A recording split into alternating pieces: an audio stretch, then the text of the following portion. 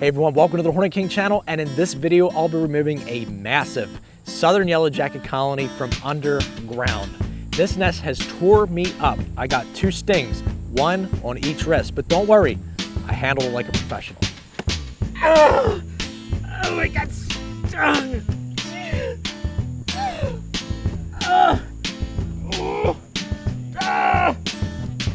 Suck it up, you big baby.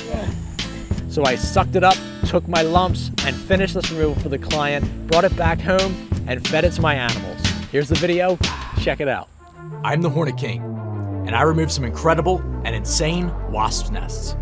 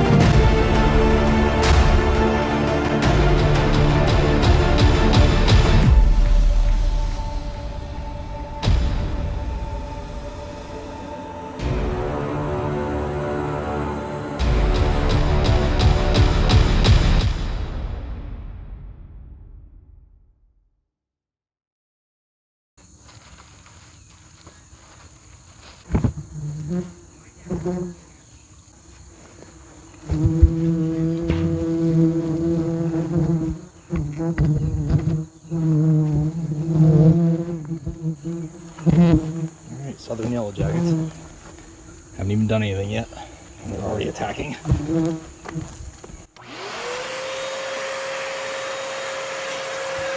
So this species is the southern yellow jacket, also known as Vespula squamosa, and is by far one of the most aggressive yellow jacket species that I deal with here in PA.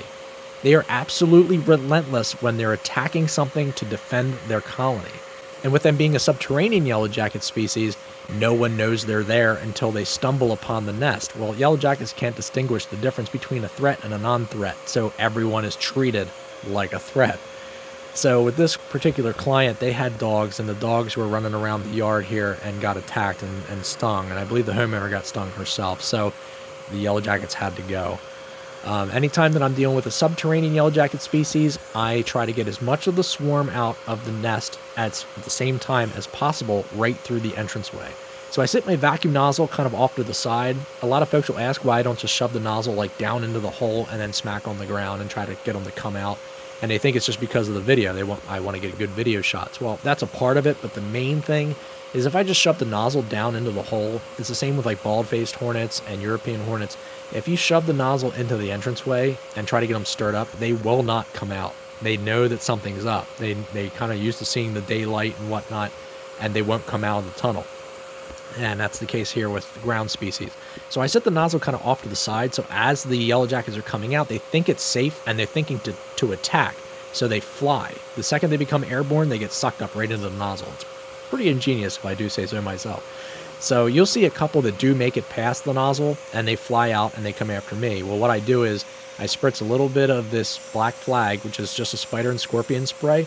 And what that does is it kind of like breaks the swarming pheromone that they spray around when they start to attack. So when yellow jackets attack, they're not just stinging, they're also spraying a pheromone onto the marker, who's the bad guy in the situation. So they're spraying me with a marker so that the other yellow jackets know where to attack. Well, when I spray the black flag, it kind of breaks that communication between the other yellow jackets, and they don't really know where the target is anymore. So I spray that kind of in the air into the swarm, and they kind of settle down. Some of them settle down because they get the spray on them, and then other ones settle down because they can't sense the pheromone. So you'll notice here that every time I knocked on their front door, they kept coming out. They did not stop coming out. And I thought, okay, this next time I tap on the top of the ground, they'll be done. They won't come out anymore. And the second I did it, then more would come out, and more would come out. I mean, this colony was just massive. And I really thought that I was going to only be here for maybe like a half hour sucking up the individuals out of the nest, but I was here for probably close to 45 minutes to an hour, just literally sucking them out of the entranceway. Something I don't really show in the video here is I do back up away from the entranceway at certain points and just kind of stand back and let ones come back from foraging, because some of the swarming isn't ones to escape past the nozzle as much as they are ones coming back from foraging, and they obviously know something's up and they just see me there, so they don't go back to the entranceway, so they just kind of swarm around, fly at me, hit the microphone, that sort of thing. So there are several times where I just like stand back and I get back like probably 10 feet away from the nozzle, and I let them go in, and they get sucked right into the vacuum. So this takes patience. I just have to spend as much time as it needs to get as many of the adults out of the nest. What I don't want to do is start digging up the nest with a bunch of them inside, and then you're exposing them all at the same time from like a big area, big surface area. With this one, it's like a funnel. They're all coming right to that one point at the entranceway of the tunnel, and I can suck them up right from there. Now, I've seen a couple other people recently doing ground nest a couple different ways. Some ones maybe you guys have seen their channel, and watching them do ground nests was really, really funny, because they were using different methods trying to show like different ways of dealing with yellow jackets, which are very unrealistic. And I got some people commenting on some of my things. One was ozone, to pump ozone down into the nest. And yeah, sure, that would work in theory. It does kill living creatures, which and it's, as it should. But it's not going to go down and kill an entire nest within a short amount of time. You'd have to leave that thing running for hours to get that to kill the entire colony, to where if you start to dig up the nest, they're not going to come swarming at you, which that person learned the hard way. Another thing is people often ask what the inside of my vacuum looks like, because they think that they're just like flying around inside of a bag. There's no bag inside my shop vac. My shop vac actually has about a gallon to like a half gallon of water inside of it. I used to put a little bit of Dawn dish soap in the bottom of the vacuum, but I actually found that it's completely irrelevant. You don't need to have soapy water in the bottom of the vacuum. You can just have regular water in there with nothing in it, and they die in it just the same. There's some theory as to why the Dawn dish soap works really well. It doesn't matter. I mean, they're going to be landing in a puddle of water. They're going to die anyway. It doesn't have to be good smelling water. So something that happens to me here when I do ground nests is that they are just all over me. And, you know, I'm kind of an exposed area. Like if I'm doing a cavity nest building species or something, I'm in somebody's home and they can't like really distinguish me from the furniture. But when I'm doing one that's out in the open like this, I am the only thing there. So I'm the target. So here I'm just like backing away, kind of giving them their space, letting them kind of like swarm around a little bit, figure out what's the things, the inanimate objects around, and then they go right back to the tunnel. I came back and they were still coming up. So I spent as much time, more time here as I needed to. Every time I knocked on the front door, they still kept coming out. Something you'll take notice to is all of the little pebbles that are around the entranceway. And southern yellow jackets, they're the only yellow jackets that I take care of here in PA that actually do that actually lay the little pebbles outside the entranceway. Something you'll notice that at the beginning of the video, when I first started vacuuming them up, is these little bit of envelope that they cake to the entranceway of the hole. Again, southern yellow jackets are the only ones that I deal with here in PA that actually do that. Vidua doesn't do that, eastern yellow jackets don't do that, and vulgaris doesn't do that. But southern, for whatever reason, cake the entranceway. Little tiny nuances that certain species do that other ones don't. That's what separates one yellow jacket species from the other. So I started to get just like, okay, I need to start digging this nest up. And obviously I couldn't keep the nozzle at the entranceway while also digging up the top of the nest. And I ended up getting stung.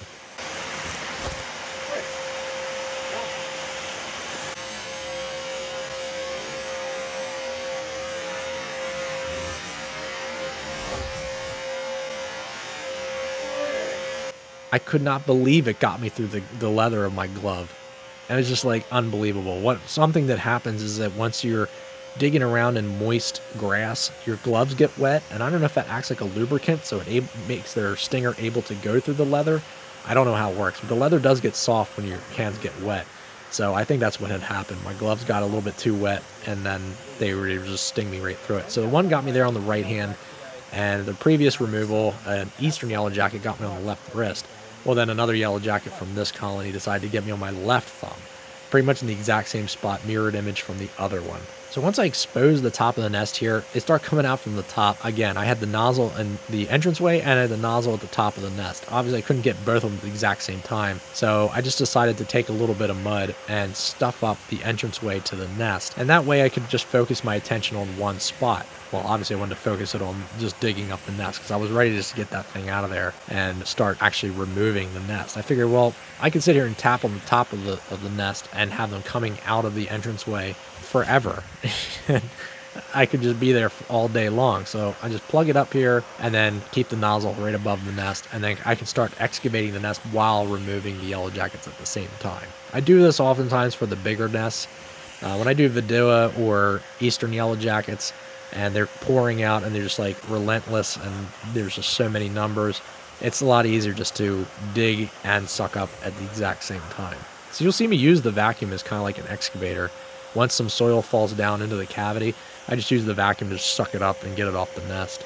Makes it look really clean. Something you'll notice too, like as the cavity starts getting exposed, you see that there's like almost 3/4 of an inch gap between the outside envelope and the inside wall of the cavity.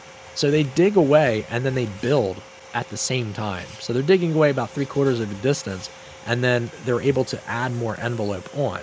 Well, as they add envelope, they can start building comb. So they start tearing down the inside layers of the envelope while building the outside layers of envelope. So that way they make more room for the comb.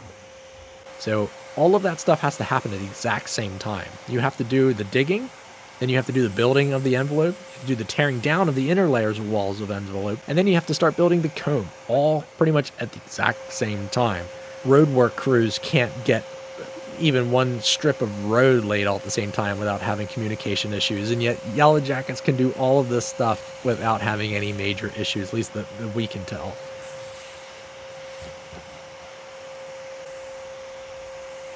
But look at the size of this thing. I mean, this thing was just about the size of a basketball. I mean, it was huge.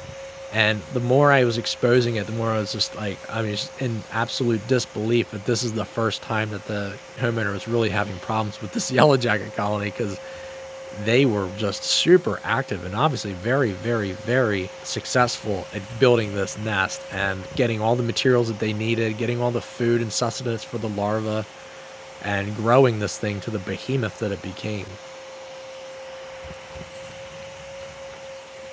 So you'll take notice here, even though there's not a lot pouring out of the top of the nest as I'm digging, the second I would touch the top of the nest, then they would start pouring out from any direction possible. They would just keep coming out of the different layers of comb. And once I start opening up layers of comb, once I get the nest out, you'll know why. Because they just have so many adults in these colonies just waiting between the layers. Like, it seems calm, seems like nothing's gonna come out at you, and the second you touch it, then they start pouring out the tops and all these little catacombs and things. I don't like to use a shovel or anything here. I like to use my hands. That way I can kind of like really get my hands down there and kind of pull everything out at once. If I use a shovel, it kind of like falls down in the nest more so than what it does even with my hands. Doing a lot of excavating with the vacuum. I don't know why like archaeologists and things don't just use a vacuum instead of using a brush. It's just so much easier just to suck everything right out of the soil. Something I did take notice to on this particular removal is how little envelope there actually was. Usually southern yellow jackets make a pretty decent sized amount of envelope. Not as much as like Vespula or German yellow jackets. Eastern yellow jackets, they make a decent amount, but it's really, really brittle, so you don't really ever get to see how many layers it is because it just falls apart the second you look at it. But southern yellow jackets usually make a little bit more envelope than this, and this one didn't have that much in there. So I was really kind of surprised by that. Skip this root.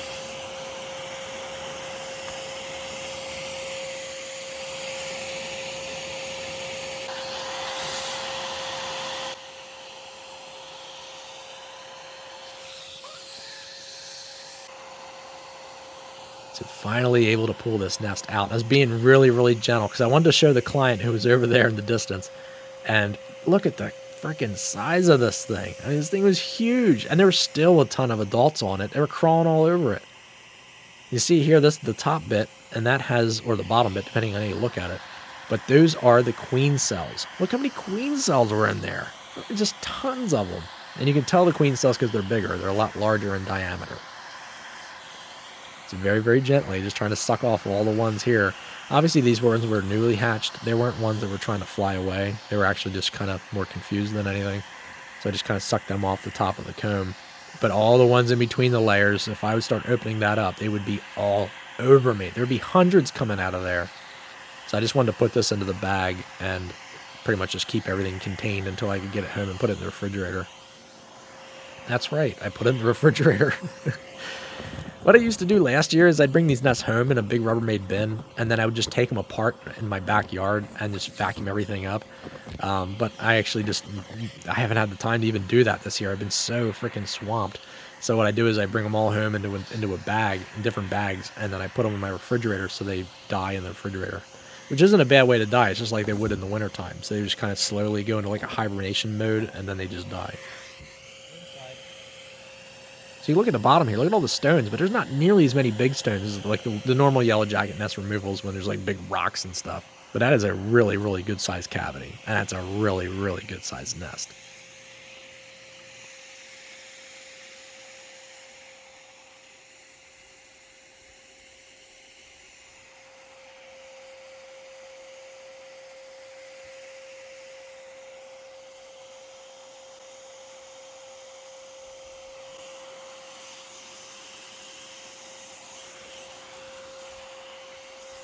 I spray the black flag down the bottom, but this is just to make sure that any queens or any females that are down at the bottom, they die. I don't want the homeowner to have to deal with any lingering adults. But also what I do is I pack all this soil in. So I actually filled up this hole with a big bag of black soil too.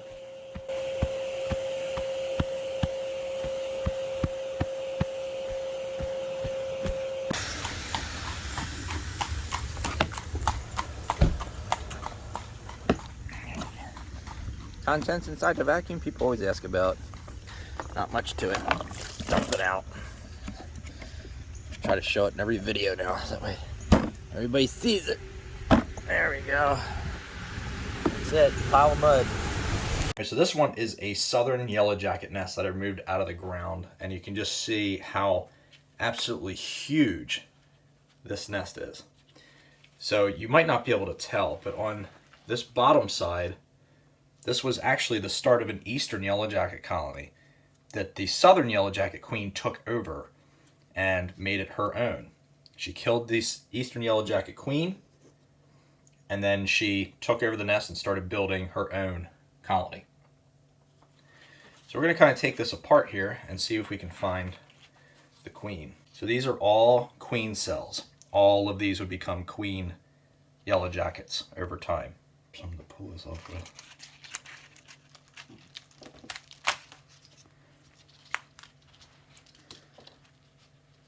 So as you'll remember from the actual removal, is that these yellow jackets were insane. I mean, just super active.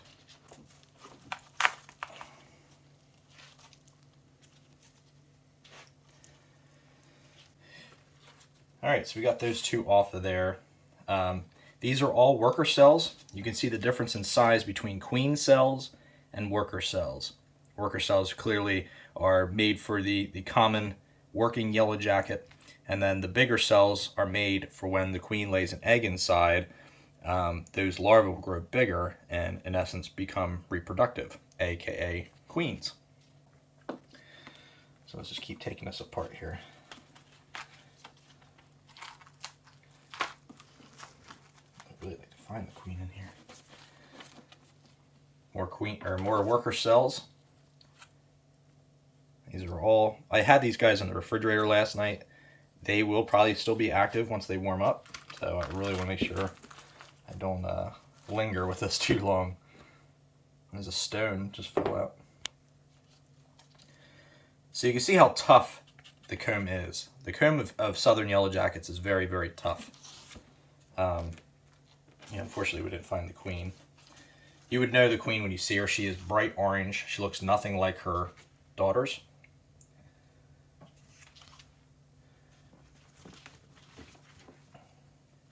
Alright, so we'll move on to the eastern yellow jacket. We'll look at the larva difference between an eastern and a southern. This is a southern, this is an eastern. Huge difference. This is a queen larva. Alright, so this is eastern yellow jacket comb. And let me grab a small one here. So the comb for a southern yellow jacket, it's really flexible and you can kind of rip it and tear it, as opposed to eastern yellow jacket, which is just, it just crumbles. It just falls apart in your fingers. So when I'm removing these nests, I always have to be very, very delicate that they don't just fall apart on me. But clearly the difference between southern yellow jackets and eastern yellow jackets.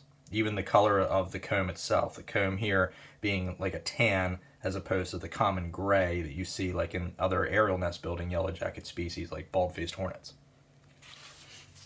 Now to move along, look at this one. This one's hatching. See, they're starting to warm up, so you gotta not linger too long. So this is the German yellow jacket. Move this over here. So you can see the difference between even from southern yellow jackets to German yellow jackets. They are both very sturdy in their nest structure, but southerns are still more sturdy yet than Germans. Let's see if we can find a queen in here. I didn't take these apart on purpose because I wanted their queens to stay inside, but don't know how much luck we'll have with that. We'll check out their marking differences too.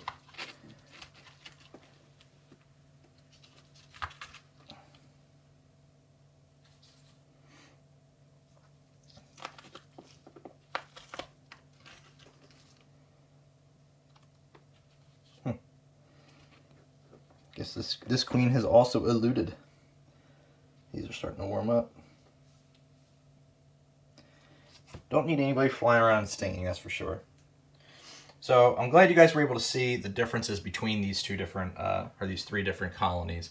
I often talk about the different yellow jacket species. A lot of folks just think yellow jackets are yellow jackets, but in all reality they're not. There's so many different nuances between each subspecies of yellow jacket.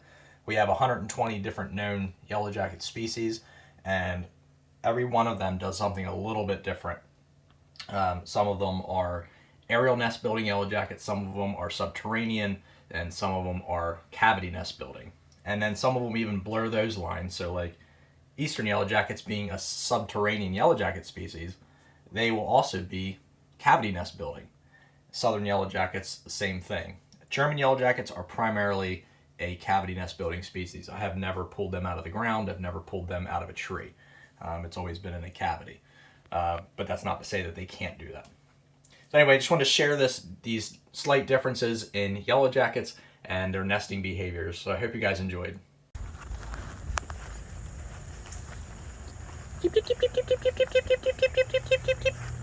Come on, birdies.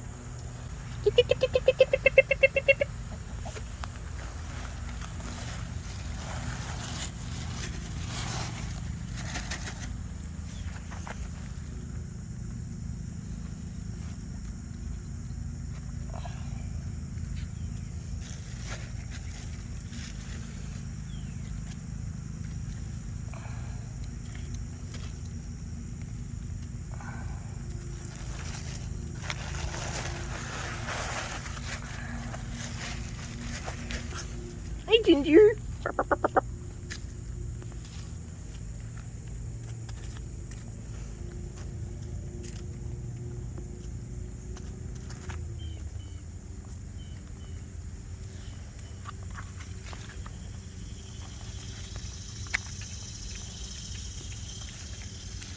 Hi, Giblet. Hi, Giblet.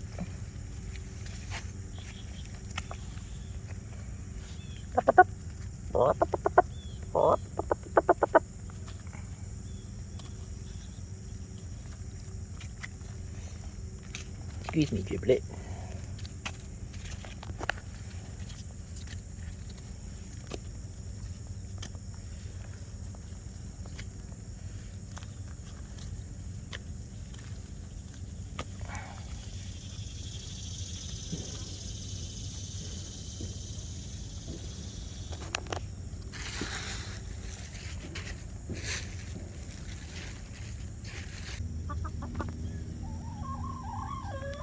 Well, go lay your egg then.